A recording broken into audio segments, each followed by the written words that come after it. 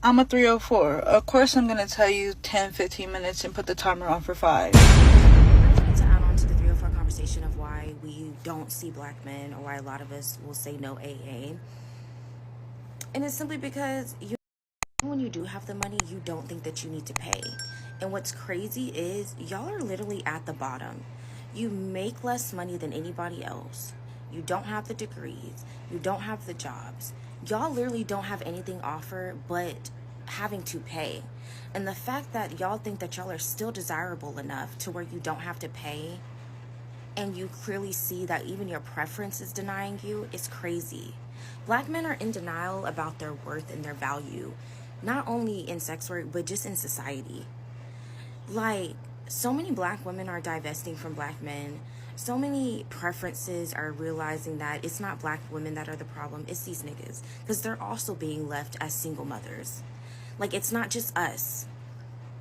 It's culturally, there's an issue. Like, why are you on a site that requires you to pay?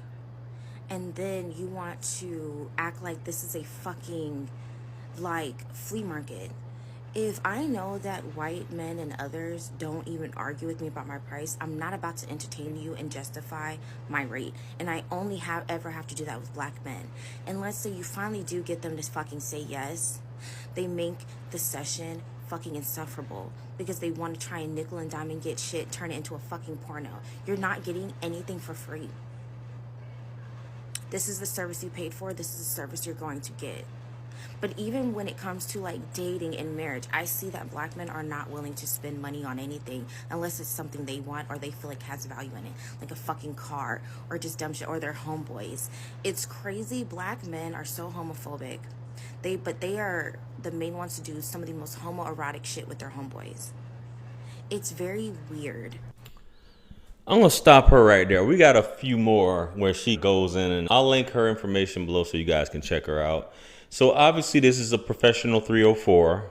She's a working girl. But you hear this a lot, man. And if she's talking about you guys that don't like to pay, or you try to nickel and dime a 304, man, it's a business. Stop acting like that and pay the woman what she's asking for. She offers a service, so pay her what she's asking for. Now, at the same time, right, outside of paying someone for an exchange of goods and services, right, is business. You have no moral high ground in judging a man as far as other matters. You're talking about all these other things outside of you selling buns, which is what it boils down to. And he's trying to ask for this, that, and the third. If I'm paying you, I'm going to get my money's worth. And if that includes things that are seen on the hub, that's what's going to go down. And a lot of you say, well, you might want to discuss this up front, which you should when she's talking about agreeing to things. But it's a cold world out here, man. But baby, we keep hearing this stuff about a lot of they're divesting. Black women are divesting. Who are you divesting to, man? It's not in droves. You're not divesting in droves. It's here and there. So please stop it. And as a 304, the only divesting you doing is in exchange of money with somebody of a different race. That's the only divesting you doing, for them to clap the cheeks, or you give a powerful Lewinsky. So anyway, let's get back to it and see what else she's talking about. Let's go. And I promise you, it's not just the women. Gay black men also will put in their ad that they will not see black men. It's gotten that bad. When even your own won't see you, it's a problem. I want to speak on that gay boy that's always on here talking like a preacher, talking about it's our fault why these men are down low and doing whatever. No, we need to stop blaming everybody else for grown ass men doing what grown ass men do. They're grown. They can go to a therapist like the rest of us have been doing and do the work. It is no longer black women's or our society to fix the problems of black men. At this point, y'all have patriarchy on your side. You have all the tools and resources afforded to you. You just will not use them. We grew up in the same homes. Your ass decided to be on the streets while the women were expected to get the fuck out and figure it out. You get to stay home and not be shit. I'm so tired of seeing that.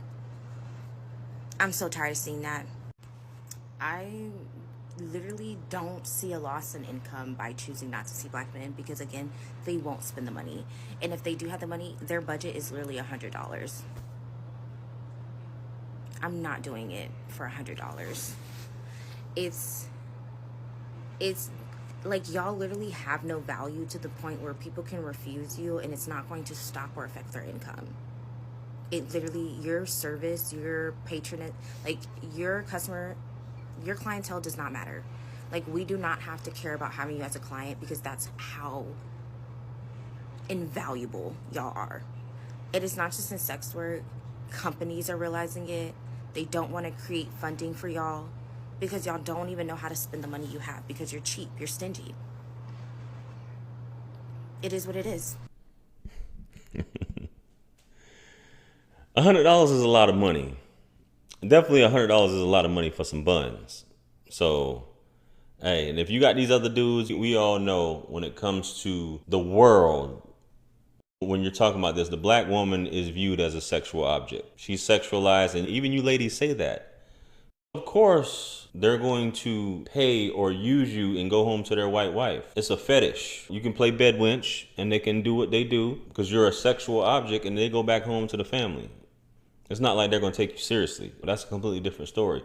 But my thing is, if you're doing well with said other men, why are you even talking about black men? Okay, if they're cheap, they're cheap. If you put no AA or no African American on your back page or whatever have you, cool. If you are booked, if your in-calls and out-calls sessions are booked, why talk about it? Don't give your energy to those things. That's all I'm saying. But it seems like something bothers you. You're tired of these things. We get it. Keep making your money, baby. Keep making your money, but use what you got while you got it. Let's get on to the next clip and see what else she's talking about. Let's go. Let's discuss, because it's black men showing their lack of comprehension skills and that lack of education. Full frontal. The issue is not me getting black clientele. One of the main clientele that reaches out to me are black men. Obviously, because I'm a black woman. That's what black men are going to be attracted to, is black women. I'm not the one having issues getting clientele. It's black men getting women to see them because they are the tricks. Black men do trick. The issue is you can't afford to be one.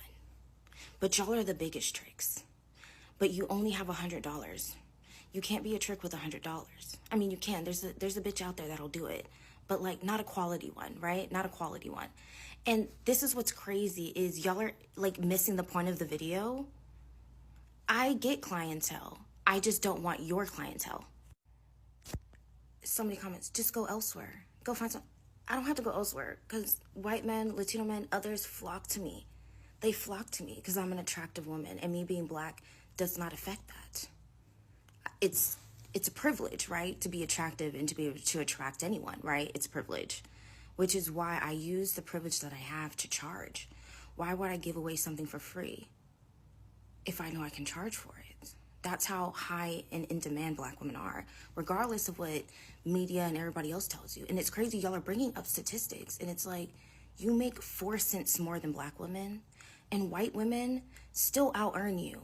So you bringing up those statistics just proves my point. Y'all are still at the bottom, and comparing yourself to women when you have patriarchy on your side, it's like, again, you're missing the fucking point.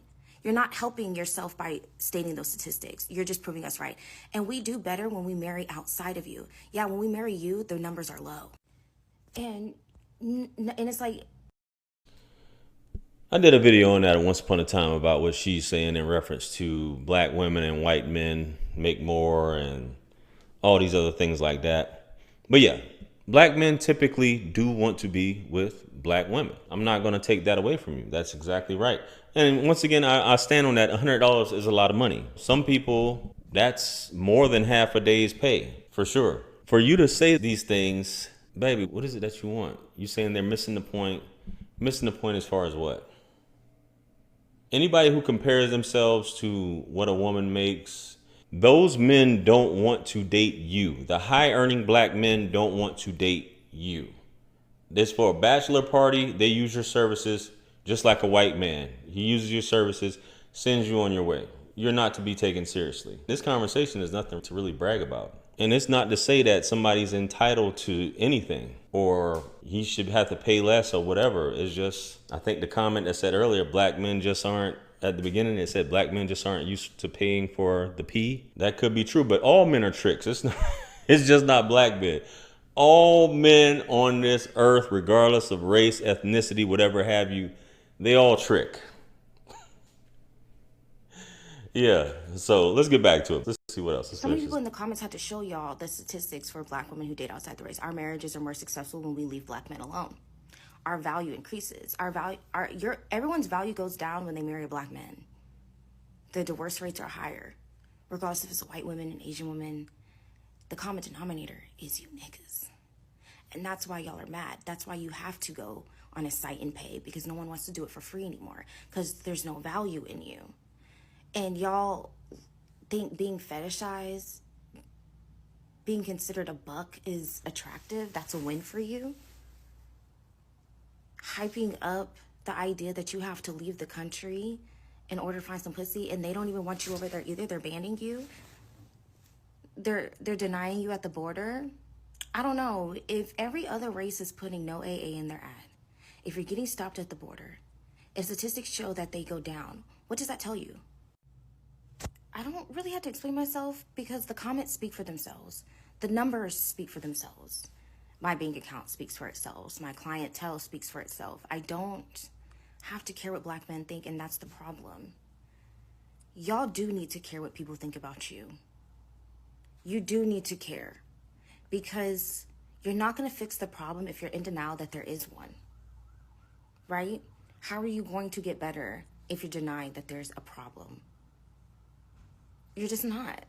You're just not. And for the people that are like, oh, they're going to come for you, it's going to get real unsafe for you. Look at my username. I don't do hoodoo for play. I venerate my ancestors, and some of them are black men, and they know what they did. They know that I'm trying to heal this generational trauma. I have a lot on my back because I have a duty. There's a purpose for me here, and I'm going to be safe and sound because I'm going to fulfill that purpose. Baby, we know you got a lot on your back, and you done took a lot of loads on your back, so we can dig it. But you're venerating your ancestors, right? Okay. Man, you're venerating the bed wench. That's what you're venerating. But I'm not knocking your hustle. If that's your experience and you having issues dealing with a certain clientele of broke dudes, a lot of you ladies that's complaining, the dudes that you like, the dudes that you want to be with, hey, they may not have a lot of money, but as a woman, especially, there was a joke Paul Mooney, rest in peace, he said once upon a time, he said he was talking to, because he grew up with a lot of women and whatnot, and he was saying that one of his cousins had came home, said she didn't have any money or something like that, and his aunt looked at her and said, don't you know that a wet pussy and a dry purse don't go together? It's one of the oldest professions, baby. You'll always have a way to make a living. When you say a man being paid for or being a buck, this is just quite a conversation, guys. And this is for something that I learned by doing this video. There's a part of TikTok called 304 TikTok or something like that. TikTok 304 TikTok is where it's just a bunch of 304s like this young lady right here just talking about their experiences. And like I said, there's no shame with a lot of this stuff. A freak for attention has no moral compass. Let me know what you guys, all you back pagers and whatnot, let me know what you guys think about this. Comment below. Like, share, comment, and subscribe. Much blessings and abundance. Stick around for the next videos. It's going to pop up on the screen below. That's where I'm going to see you guys at. Listen, it's your favorite everything. This is Wisdom. I'm the best. Let's run it up to 1 million. Quit playing with me. Peace.